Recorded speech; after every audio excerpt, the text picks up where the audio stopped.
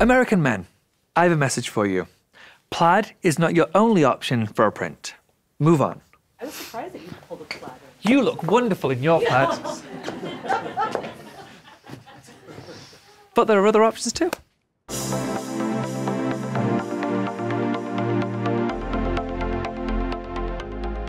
There is so much value in adding a print or a pattern into your look. It's the easiest way of making it seem like you've put real thought into your look, of elevating what you're wearing. The easiest way to incorporate print into your current wardrobe and to ease your way in is by finding a print that you can put under something.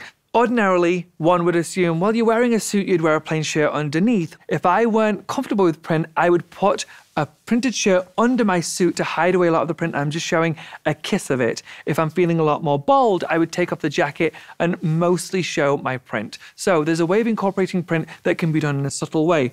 Also, if you don't want to put it under a jacket, that still feels a little too much for you, maybe try it in the likes of a sock, in a bag, a handbag that you're using, in a scarf that you're using. Just add one element of a print or a pattern that's going to add a point of interest to your look. Prints are so personal to a person. Just because I love a print doesn't mean everyone's going to love it. It's not the same as a solid. It's not the same as a neutral, which is to say that most neutrals are universally appealing. Most colors, you can find a shade within that color that's universally appealing. Sometimes that's not the case with a print. Don't be so disheartened if not everyone loves your print. As long as you know that it's a print that makes sense for you and that makes you feel good, go with that print.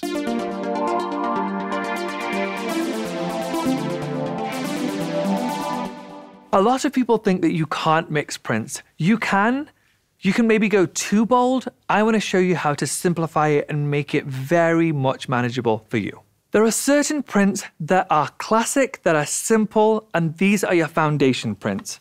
A stripe, a polka dot, an animal print, and a floral. I'm wearing this myself. This is a very toned down version. You can go a lot more extreme with your floral, but still it's a classic print. Now that you're aware of your classic prints, you can then layer on other prints, and I want to show you how. We're going to take a stripe t-shirt, a simple print, and then I'm going to work in a geoprint. A geoprint is a geometric print that repeats over and over again. It's a more contemporary print. And so I'm going to take this shirt, layer it over the stripe, and that's a way you can mix your prints. One more example.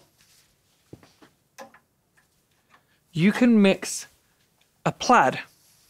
Again, it's a more contemporary print. It's been around for probably 100 years as opposed to some of the others which have been around for a few hundred years.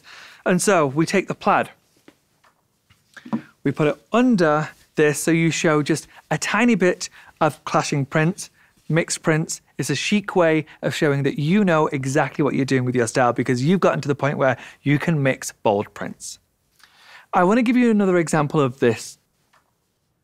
I pulled out a paisley which is on its own a lot of look. I understand that you may not want to go from solid colors to a paisley. There's a way of toning this down. You can put a sweater over it, a jumper over it, a blazer over it, and that calms the print down. Or if you're already wearing prints and you want to step that up even further, you can add another print to this. Just have a kiss of the paisley in the collar, wear it under a stripe, and you've found a way to mix prints by mixing a more contemporary print with a classic print. If you're worried that you've gone too far with mixing prints, ask yourself, is there a classic print involved with this look that I have? If not, maybe these two clashing prints are very bold. And if those two bold prints are working against each other, is there a way you can use them where you tone it down? For example, could their colors be somewhat similar so it works together? If they are two very bold clashing prints that aren't basic prints, simple prints, it's probably wise to steer clear of them. There's no print that I would say you can't wear with another print. It all depends on the colors it has, the tone it has, the size it has. It honestly really does come down to what feels right for you. Does it feel like it's too much? Does it feel like it's too bold? Or does it represent you beautifully? If that's the case, who am I to tell you don't wear those two prints together?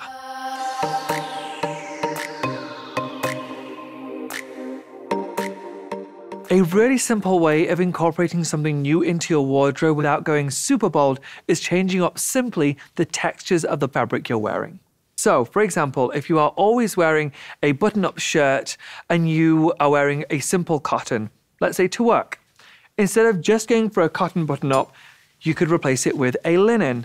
The texture of your clothing makes a difference. It makes it hit the light differently. It catches the light differently. It makes your look stand out in a different kind of way. It's no longer just flat. And so I would like you to start with replacing some of the things that you've worn regularly with things of a different texture. So if you've always worn a simple overcoat that's in a beautiful wool fabric, and that's the kind of coat you always go for, but you want to step out of your comfort zone, go for something that's a different fabric, go for something that's a little more, who knows, a fleece, a shearling. Go for options that you haven't worn before, but are very similar silhouettes to the silhouettes you already own. So you're not investing in something crazy jarring for you. You're not changing who you are. You're not changing into a costume. You're just changing simple pieces that you already wear. You're just changing out the fabric. So it's still very much your outfit, but a very different version.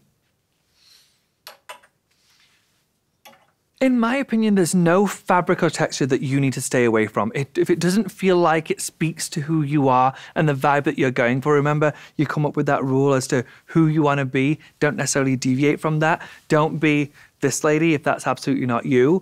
Just stick with textures that make sense for who you are and the vibe you're going for, and you can't go wrong. There's no actual rule as to what textures work for what person.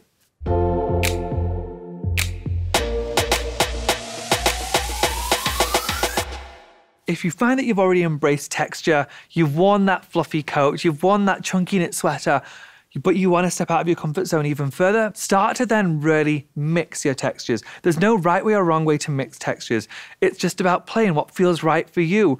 If, for example, you ordinarily wear an overcoat that has a beautiful texture of wool, but normally you'd wear a very simple plain t-shirt underneath and a pair of jeans, great. However, if you want to switch things up, you could wear another bold texture underneath. If you keep it a very similar color or color story to what you already have as your main piece, it doesn't look as jarring. So the textures work against each other, but in the most beautiful way. It's adding an extra point of interest to your outfit.